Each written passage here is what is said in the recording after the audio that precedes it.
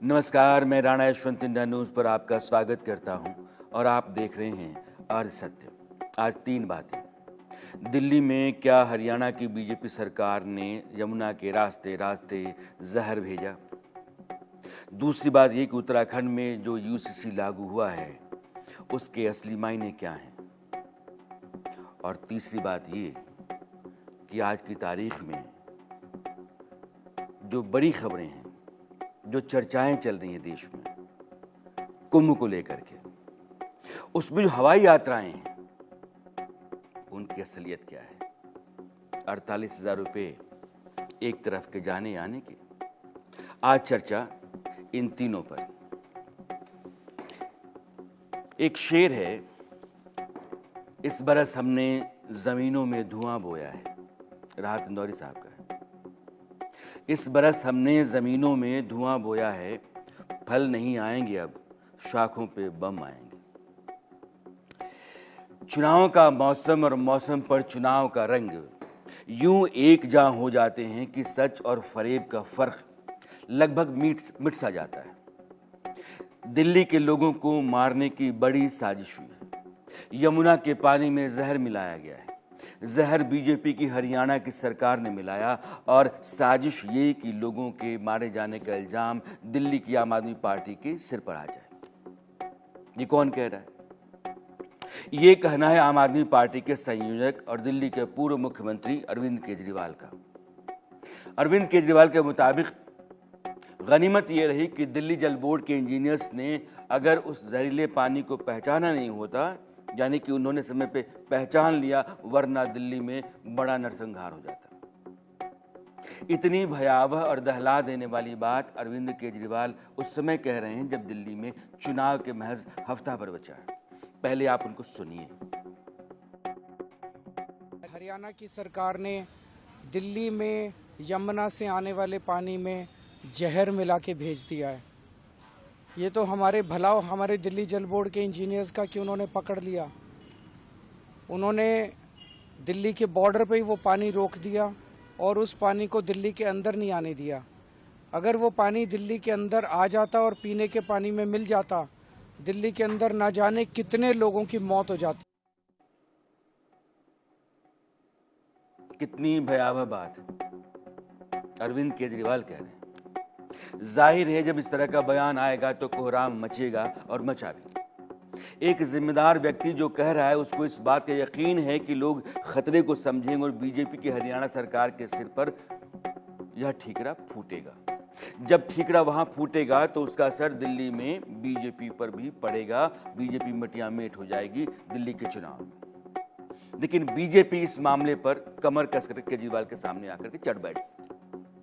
मोर्चा हरियाणा के मुख्यमंत्री नवाब सिंह सैनी ने संभाला और उन्होंने अरविंद केजरीवाल के ऊपर ताबड़तोड़ कई सवाल दागे। अरविंद केजरीवाल से पूछना चाहता हूं कि यह किस दिन की बात है? इंजीनियरों ने किस तरह निष्कर्ष निकाला कि इसमें जहर है? केजरीवाल बताए कि कौन सा जहर डाला गया, कितने टन जहर डाला गया, फिर बॉर्डर पर पानी को कैसे रोका, कोई दीवार बनाई, कहां बनाई, कितना समय लगा, कितना खर्च हुआ? सवाल तो बड़ा लाजमी है। जहर जब आया, आपने जब पहचाना तो कहां से पहचाना, कैसे रोका, वो जहर कहां है, उसका सबूत क्या है?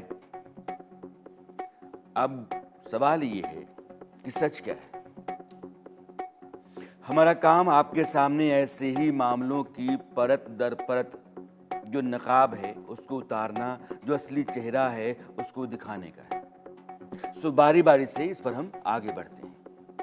अरविंद केजरीवाल ने कहा कि भला हो दिल्ली जल बोर्ड का, उसके इंजीनियरों का, कि उन्होंने उस जहर को पकड़ लिया जो हरियाणा से यमुना के जरिए दिल्ली को चला था। अब सवाल यह है कि दिल्ली जल बोर्ड क्या कह रहा है, क्योंकि बीच में तो वो आ गया।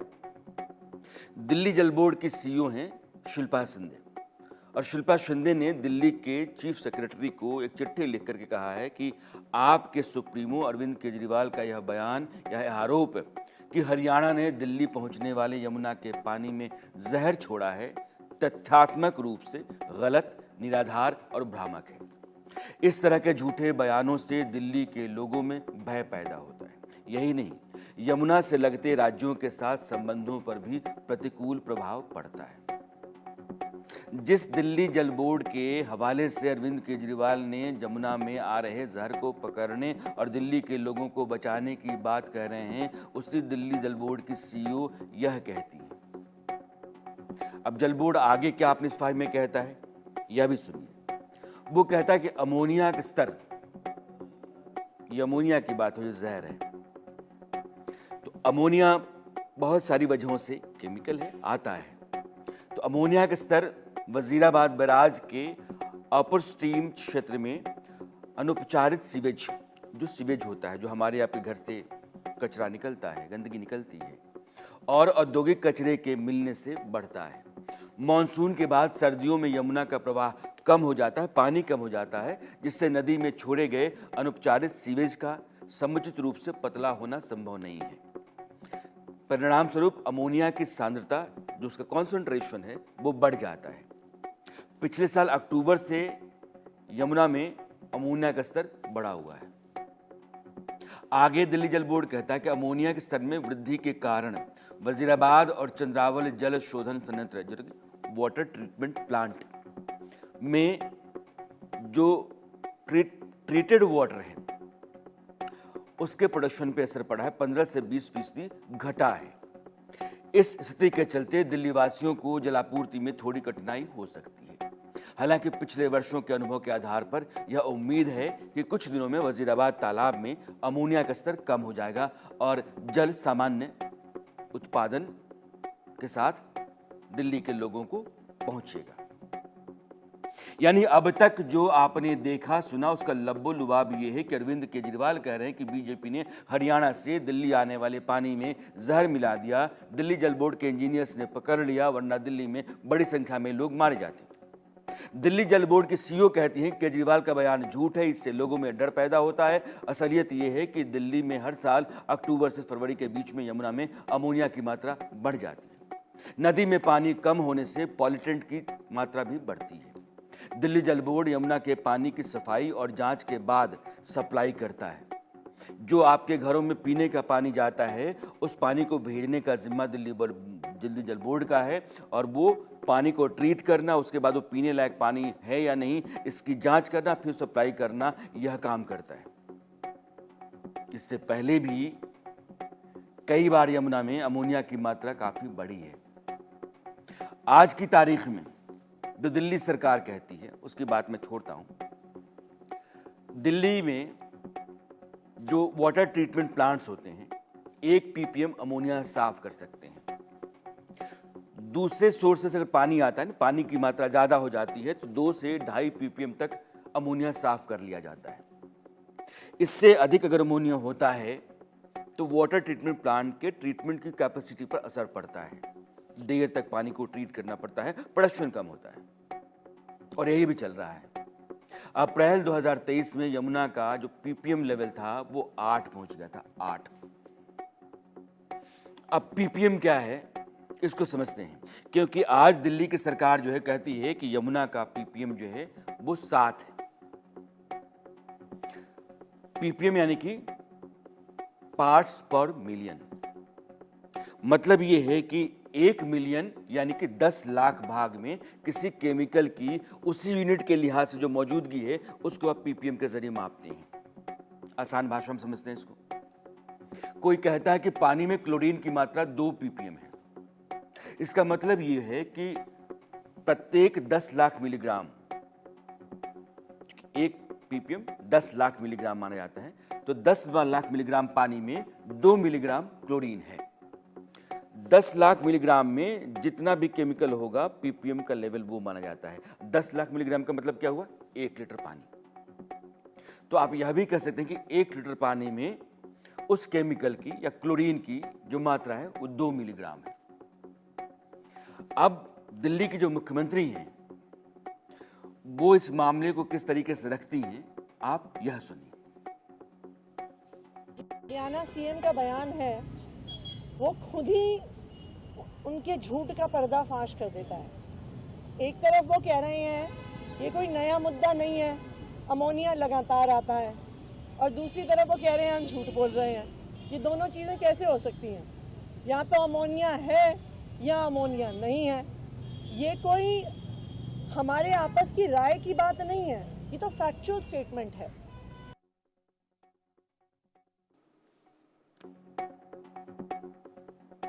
ये स्थितियां आज की तारीख में उस जहर को लेकर के हैं जिस जहर की बात दिल्ली की सरकार ने कही है और हरियाणा की सरकार के ऊपर उसने इल्ज़ाम डाला है कि दिल्ली के लोगों की मारने की एक बड़ी साजिश हरियाणा की सरकार ने की। और हरियाणा के मुख्यमंत्री ने कहा है कि यह अजीब सी बात है कि दिल्ली सरकार के पास आखिर सबूत क्या है और आप केमिकल को जहर बना रहे हैं और दिल्ली जल बोर्ड उस बात से इनकार कर रहा है।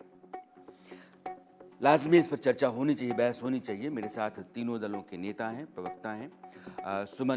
रमन मलिक साहब हैं, आप बीजेपी के नेता हैं। संजीव नासियार, आप आम आदमी पार्टी के प्रवक्ता हैं। ऋतु चौधरी, आप कांग्रेस के प्रवक्ता हैं।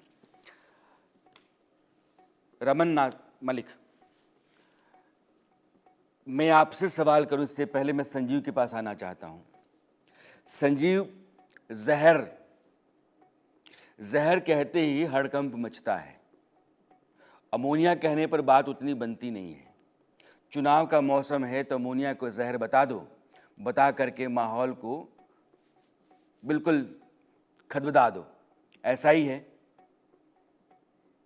यशवंत जी, आपने अभी जब डिटेल बताई तो आम भाषा में एक बात बताई। अमोनिया का लेवल 1 से लेके 2.5 तक अगर होता है तो उसको ट्रीटमेंट प्लांट कैसे ट्रीट कर पाएंगे उसके बारे में भी आपने बताया। लेकिन अमोनिया का लेवल जो है वो उसी रिपोर्ट में जो सीओ ने रिपोर्ट भेजी है उसके अकॉर्डिंगली 6.5 है। जैसे जैसे अमोनिया बढ़ता है वैसे वैसे वो पानी जहरीला हो जाता है। एक जहरीले पानी को अगर जहरीला ना बताएं तो आप बताएं कि दिल्ली की जनता की जिम्मेवारी किसके पास है? हमारी सरकार के पास है। और हम लोगों ने 33 एसटीपी प्लांट दिल्ली के अंदर काम कर रहे हैं और पूरे हिंदुस्तान में टॉप 5 कैपेसिटी के जो एसटीपी प्लांट है वो दिल्ली में है। Okhla STP plant, coordination pillar Kondli वाला एसटीपी प्लांट, ये वो प्लांट है जो हिंदुस्तान में टॉप कैपेसिटी के प्लांट है। आज दिल्ली के अंदर इनकी शरारत के वजह से, और ये इतने बौखलाए हुए क्यों हैं? क्योंकि भारतीय जनता पार्टी पिछले 1 महीने से टोटल नेगेटिव कैंपेन कर रही है। नेगेटिव कैंपेन का ही ये हिस्सा है। वो पूरी तरीके से मेरा एक सवाल है, एक सामान्य सा सवाल है। दिल्ली की सरकार को चलाने वाले जिम्मेदार जवाबदेह लोग अगर ये कहते हैं कि हरियाणा की सरकार ने जहर भेजा है यमुना में, ये कितना भ्रामक है? आप अगर अमोनिया कहते हैं, और मैं दूसरी बात में 2 सवाल हैं।